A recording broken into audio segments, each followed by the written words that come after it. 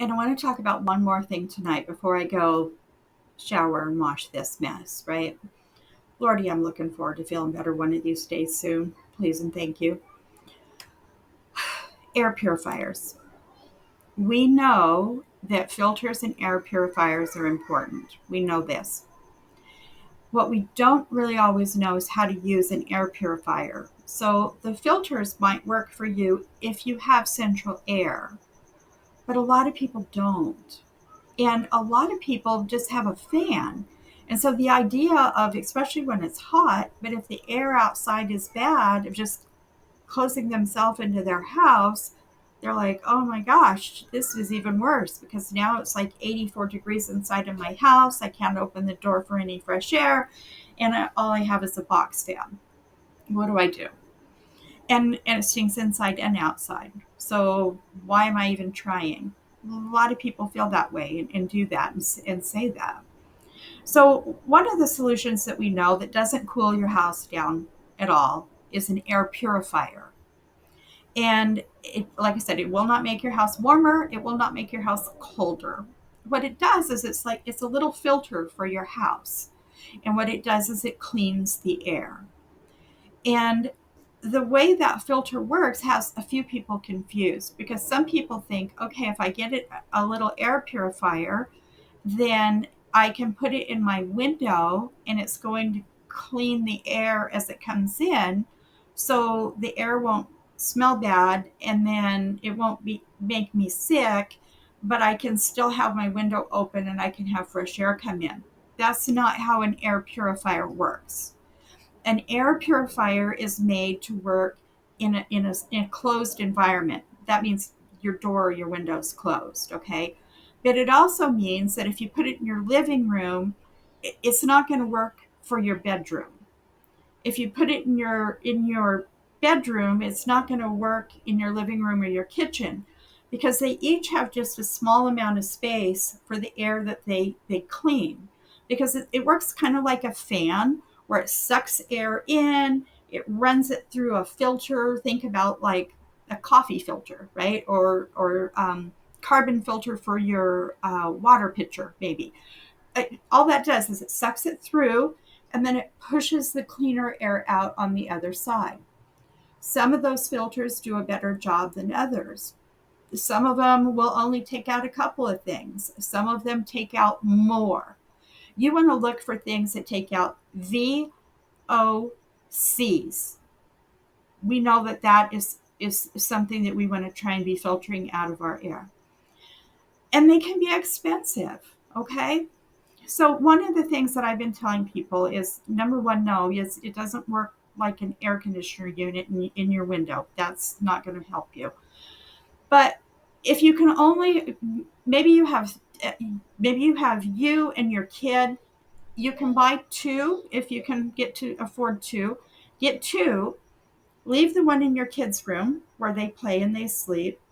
Take the one out of your bedroom and put it in the living room. So in the evening, when you and your kid are playing or watching TV or doing homework or having dinner, whatever that is, you have that air purifier next to you. Bedtime for your kid, you put your kid to bed, that make sure that air purifier is on for them. And when it's time for you to go to bed, unplug it and take it back with you to bed and have it in your bedroom. Because again, we're talking about small spaces.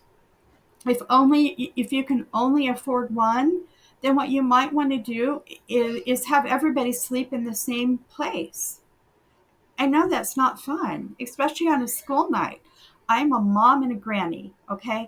I get it. I know. But if that's what you have to do, especially if you're closer to the impact zone, in order to get some fresh air and some safety for your family, you might have to have a camp out in your living room for a while so you can all sleep around the air purifier that you have. Um, we know that people who have heart conditions, people that have breathing conditions, people with allergies, people with, did I already say autoimmune? Think the whole list of the things. We all know the things, right? That make it harder on your body if you get sick. We know that all of that is also affected by the smells. We don't have to know the names of all the smells, right? We, we just know that, that it's true. So if you can only get one, plan accordingly. And what a horrible place we're putting people in and families in. The other thing is the best advice seems to be so far, get the best you can afford, right?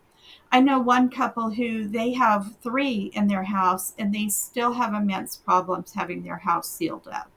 I know another person who got one and they felt like it made a difference. In They felt like it made a difference, and then when it got really bad, the smell got really bad. They're like, there's still smell in my house. Your air purifier is not magic. It can only do so much. The other thing to know is they have a filter inside that is going to need to be changed. And so that's another expense, having to buy the filter and exchange it. Um, Amazon, Home Depot, Lowe's, look around and see what's available. Buy the best one you can. If you can only afford one today or this month and you have to wait till next month to get a second one, it's an investment in your health. And I mean, it's just a sad reality at this point. I really hope that helps somebody. The only thing that's changed from the researchers being here is we finally have hope, because now we have names for things that people have ignored and not tested in the past, and we are able to prove a health emergency. Proving a health emergency gets us an emergency declaration. An emergency declaration gets us a faster timeline to clean this up, because the solution's there. We know the solution. We need the declaration and the money.